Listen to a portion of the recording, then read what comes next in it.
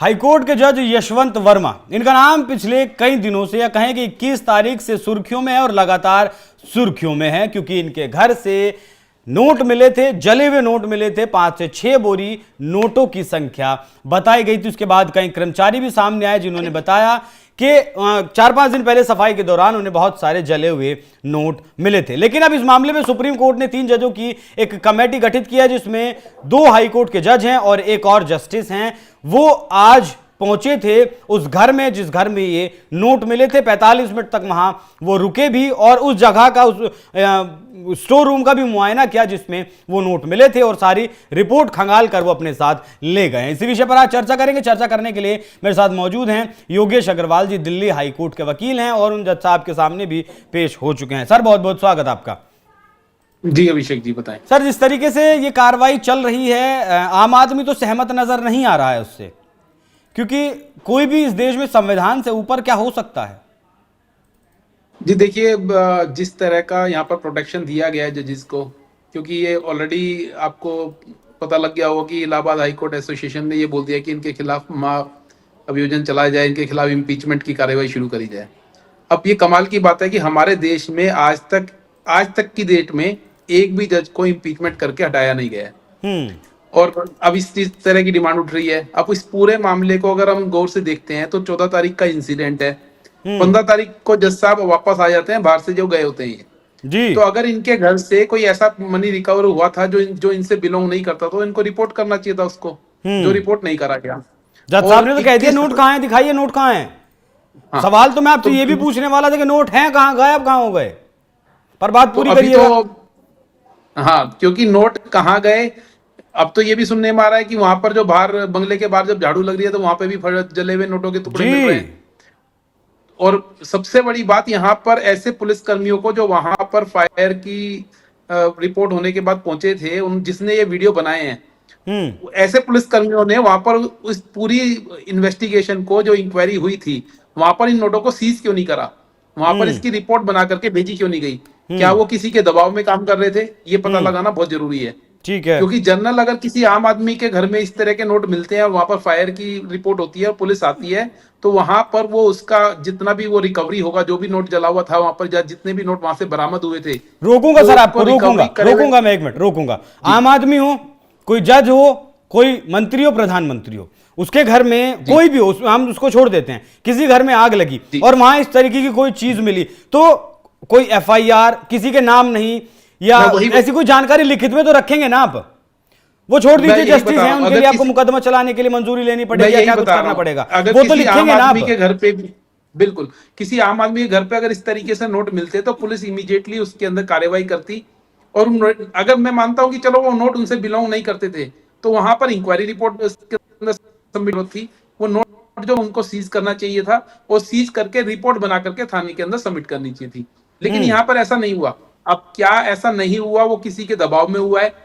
अब जो जस्टिस वर्मा बोल रहे हैं कि ये मेरे खिलाफ एक साजिश रची जा रही है, तो क्या सही में कोई बाहर के लोग इसको पूरे प्रोसेस को चला रहे थे और वहां पर उनको इस तरह की इंस्ट्रक्शन मिली थी कि भाई आपको जो है नोट सीज नहीं करने हैं, खाली इसको खबर बनाओ और छोड़ दो इसको खबर बना करके। तो अब ये देखो, पूरी इंक्वायरी हो गई है, 3 जजेस की टीम वहां पर पहुंच गई है, देखो रिजल्ट क्या आएगा। लेकिन अब तो पूरे तरीके से जस्टिस वर्मा ने बोल दिया नोटों से उनका कोई लेना देना नहीं है। वो स्टोर रूम जो वो उनके घर का बिलोंग नहीं करता स्टोर रूम, वहां पर उनके जितने भी एम्प्लॉइज हैं वो एक्सेस देख करके एक चीज तो समझ में आ रही है कि अब इसके अंदर इस मामले में लीपापोती करी जा रही है। सुप्रीम कोर्ट ने पहले इनको 21 तारीख को जब ये खबर आई तो पहले इनको इलाहाबाद ट्रांसफर करने के लिए ऑर्डर निकाल दिए। बाद में नई रिपोर्ट इसके अंदर आ गई कि सुप्रीम कोर्ट ने अपनी वेबसाइट के अंदर इसकी वीडियो भी कर दी और जो रिपोर्ट आई है उसको भी सार्वजनिक कर दिया है। आज लोकसभा के अंदर धनखड़ साहब बोलते हैं कि ये सुप्रीम कोर्ट ने बड़ा ही अच्छा राज्यसभा के अंदर सर, अब ये राज्यसभा के अंदर वहां पर ये बोला जा रहा है कि बहुत अच्छा एक्शन लिया है, जबकि इलाहाबाद हाई कोर्ट जो इनको ट्रांसफर करा जा रहा है वो इनको सजा के तरीके से ट्रांसफर करा जा रहा है। तो क्या किसी जज को ट्रांसफर करना सजा के लिए काफी है? अब सबसे बड़ी बात, क्या इस केस के अंदर कोई इन्वेस्टिगेशन पुलिस करेगी? क्योंकि पुलिस के पास इस तरह के केसेस के अंदर इन्वेस्टिगेशन करने का राइट नहीं है। और अगर तो फिर जज साहब कैसे जांच करेंगे? जज साहब के पास कौन सी अपनी जांच एजेंसी है? जी, और अगर ये 3 जजेस की जो कमेटी बनी है, अगर ये कोई इंक्वायरी रिपोर्ट में ये बोलते हैं हाँ ये पैसे वहां पर मिले थे, तो आप बताइए क्या इसके अंदर सुप्रीम कोर्ट इनको वहां से सस्पेंड करके या अपने कार्यनियुक्ति से हटा करके क्या इनके खिलाफ इन्वेस्टिगेशन के ऑर्डर होंगे? और अगर इन्वेस्टिगेशन के ऑर्डर हो भी जाएंगे, जब वो नोट ही वहां से गायब हो गए, तो इन्वेस्टिगेशन का फ्रूटफुल रिजल्ट क्या आएगा?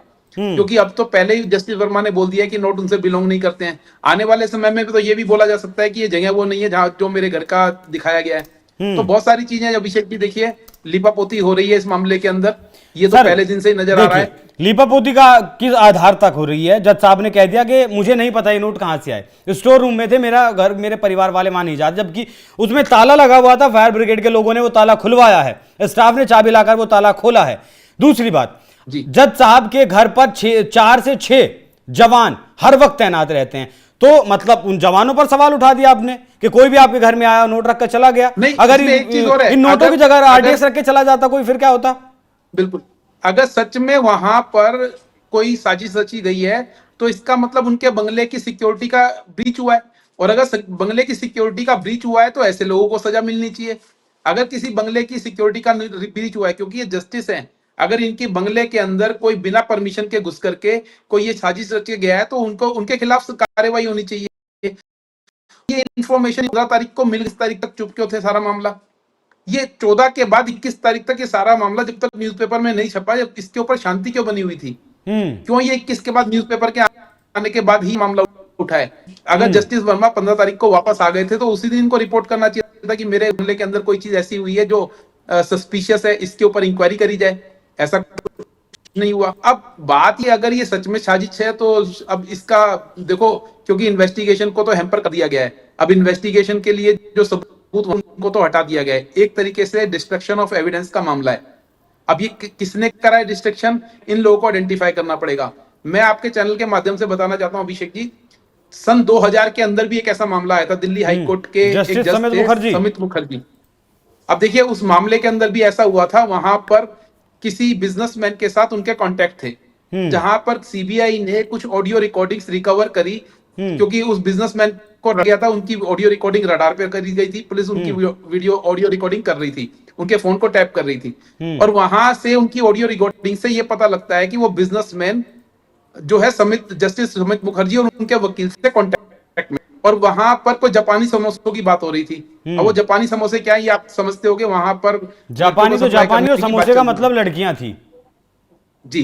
तो अब देखिए वहां पर भी जब ये मामला उठा तो वहां पर सुप्रीम कोर्ट ने इमीडिएटली जस्टिस समित मुखर्जी से रेजिग्नेशन लिया और उनके खिलाफ इन्वेस्टिगेशन के ऑर्डर करे और उनके खिलाफ केस चलाया गया, जबकि आज तक वो केस का कोई डिसीजन नहीं आया है, क्योंकि वहां पर भी इंटरफेरेंस यही रहा कि जज के खिलाफ कार्रवाई है तो वो पुलिस वाले कैसे उसके अंदर जाके इन्वेस्टिगेशन कर सकते हैं। आज भी वो केस लंबित है। क्यों नहीं ऐसे केसों को इमीडिएटली सुलझाया गया और उनके खिलाफ कोई, अगर कोई सच में वो बनता था, उनके खिलाफ कोई अगर ऐसी कार्रवाई बनती थी या ऐसा कोई चीज पाया गया तो उनको सजा होनी चाहिए थी। तो हमारे देश में कहीं ना कहीं एक आम आदमी के लिए अलग तरीके से कानून काम कर रहा है और वीआईपी लोगों के लिए अलग तरीके से। सर, इस देश में संविधान ऊपर है, सुप्रीम कोर्ट ऊपर है? देखिए कानून के जानकार आप ज्यादा हैं। देखिए जो इनको ये प्रोटेक्शन दी गई है, ये ठीक है, प्रोटेक्शन देना जरूरी है। नहीं सर, मेरे सवाल का जवाब तो दीजिए। यहाँ देश में संविधान सर्वोपरि है या सुप्रीम कोर्ट सर्वोपरि है? नहीं, सर्वोपरि तो संविधान ही है। सुप्रीम कोर्ट भी संविधान के अनुसार ही अपना संविधान के अनुसार अगर सरकार 2014 में एनजीएसी एक एक्ट लेकर आई थी जिसमें 3 जज, 1 कानून मंत्री, 2 और वरिष्ठ लोग थे जो चयन करते, उसमें क्या प्रॉब्लम थी, क्या दिक्कत थी? क्या तब जज का बेटा जज नहीं बन पाता? अब इस मामले के बाद तो इसके ऊपर आवाज उठनी शुरू हो गई है। आज राज्यसभा के अंदर जो मीटिंग बुलाई गई थी वो इसी एक्ट को लेकर के बुलाई गई है। तो अब ये मामला अगर उठाए तो कहीं ना कहीं इस एक्ट के ऊपर काम करने की जरूरत पड़ गई है, और होना भी चाहिए, क्योंकि कहीं ना कहीं नेपोटिज्म तो हमारे जुडिशियल सिस्टम में भी चल ही रहा है। तो ठीक है, अब देखते हैं सरकार इसके ऊपर क्या काम करती है। लेकिन अगर पूरे मामले के अंदर अगर हम बात करते हैं, लीपापोती तो हो रही है, और अब आने वाले समय में अगर इसके अंदर सीबीआई, ईडी भी इन्वॉल्व होती है तो मुझे लगता नहीं है इसके अंदर कुछ मिलेगा इनको, क्योंकि एविडेंसेस ऑलरेडी डिस्ट्रक्शन हो चुकी है एविडेंसेस की। अब वो मामला चाहे वो इनके, अगर इनको फंसाया जा रहा है तब भी ले लीजिए, अगर सच में फंसाया जाए तो जो लोग इनको फंसाने की कोशिश कर रहे हैं उनकी पहचान होनी चाहिए, उन लोगों को सजा होनी चाहिए। और अगर सिक्योरिटी का ब्रीच हुआ है जो समित मुखर्जी वाला केस आपने बताया उसमें समित मुखर्जी का नाम तो आ गया, लेकिन किस बिजनेसमैन के कॉन्टेक्ट में थे वो नाम कभी सार्वजनिक हुआ? नहीं, वो आज तक इन्वेस्टिगेशन ही पूरी तरीके से नहीं हो पाई और उसके अंदर आज तक वो मामला लंबित है। अब देखिए अब ना, कैसे मान लें अगर जज साहब को दोषी पा भी लिया जाता तो कौन लोग शामिल हैं? अकेले जज साहब तो इसमें शामिल होंगे। देखिए मेरा इंटेंशन ये नहीं है कि जज साहब दोषी हैं, ये पैसा जज साहब का था, लेकिन सवाल उठते हैं कि जज साहब ने 5 दिन तक 6 दिन तक इस बात को क्यों दबाए रखा, सुप्रीम कोर्ट ने इस बात को क्यों दबाए रखा? भाई करोड़ों मामले जिला अदालत, हाईकोर्ट, सुप्रीम कोर्ट में इस देश के करोड़ों मामले चल रहे हैं, करोड़ों मामले लंबित हैं और सुप्रीम कोर्ट के जजों का कहना है कि हमें पुलिस पर भरोसा नहीं है, इसलिए हम पुलिस से जांच नहीं करवाते हैं। तो सर मुझे यह बताइए कि जिन करोड़ों लोगों की जांच वो पुलिस कर रही है और उस जांच के आधार पर माननीय अदालत, माननीय न्यायाधीश न्याय का फरमान सुनाते हैं, उस पर जनता को भरोसा करे? जी बिल्कुल। अगर अगर क्योंकि DY चंद्रचूड़ जी की एक अभी स्टेटमेंट आई है जिनमें उन्होंने बोला है कि पुलिस की जांच पे उनको भरोसा नहीं है, इसलिए यहाँ पर न्यायिक इनके पास कोई ऐसी एजेंसी नहीं जिसमें वो जजेस की इंक्वायरी करा सकें। तो अगर पुलिस की जांच पे इनको भरोसा नहीं है तो कैसे आम जनता को इन पुलिस की जांच के ऊपर फैसले सुनाए जाते हैं उनको आती है? तो ये तो एक बड़ा ही विडंबना वाली बात है कि यहाँ पर 2 तरह के कानून काम कर रहे हैं। एक तरफ पुलिस की जांच के ऊपर हमारे सुप्रीम कोर्ट के माननीय जजेस को विश्वास नहीं है और दूसरी तरफ इसी पुलिस की जांच के आधार पर वो लोगों को सजा सुना रहे हैं। तो देखिए ये तो अब मामला रुकने वाला नहीं है और इम्पीचमेंट की तो आवाज उठनी शुरू हो गई है, लेकिन देखते हैं क्या हमारे देश में पहली बार किसी माननीय जज के खिलाफ इम्पीचमेंट का मामला अपना पार पाएगा? क्या इनको सच में इम्पीच करके हटाया जाएगा? ठीक है सर, देखते हैं, दिलचस्प रहेगा देखना कि क्या कुछ होगा।